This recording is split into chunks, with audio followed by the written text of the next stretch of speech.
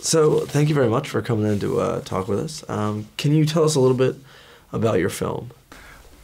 My film covers a lot of territory, a lot of ground. It's called Who the Is Arthur Fogel?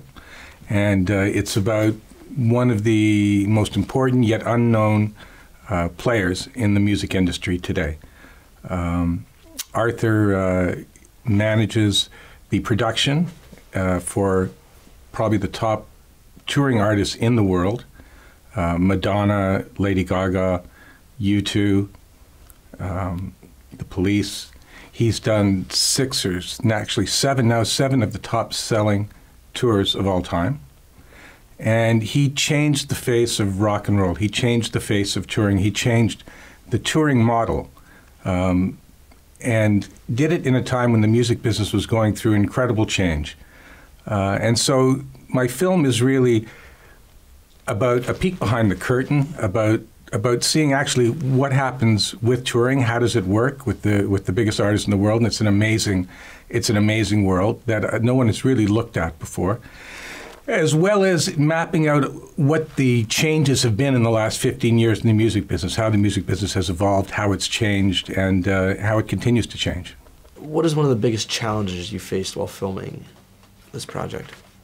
I guess the first biggest challenge in a film like this, in a documentary like this, deals with subject matter.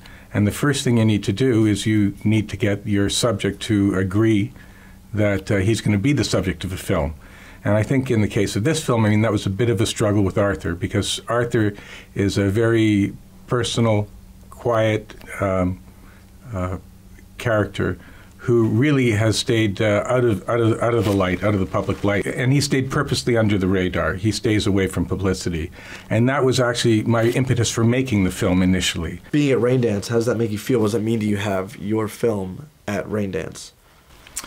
Well, being at Raindance is fantastic. I mean, I can't tell you how excited I am to be here with this film. For a variety of reasons. One, Raindance is one of the most respected festivals in the world. It's in the list of the top festivals. It's been around, I think, 23, 24 years. It has really been an inspiration to so many filmmakers, and it has discovered so many filmmakers. So it's an incredible festival in of itself. Being in London and showing in London is an amazing thing. This film also showed at the LA Film Festival, which meant a lot to me also because it's very much the center of music in a sense for North America. London's very much the center of music for Europe. So much has come out of England. So being here where all that great music and all that great history exists is amazing. What's your next project? What are you working on? There was a concert that happened in Toronto called the Toronto Rock and Roll Revival, very quickly, that John Lennon ended up coming to and playing at with George Harrison, Klaus Voormann, and a band. And it was just when he was in the middle of all that sort of trouble, with the Beatles. And it was his first time playing alone since he started with the Beatles. And he went and played this concert, and a week later left the band.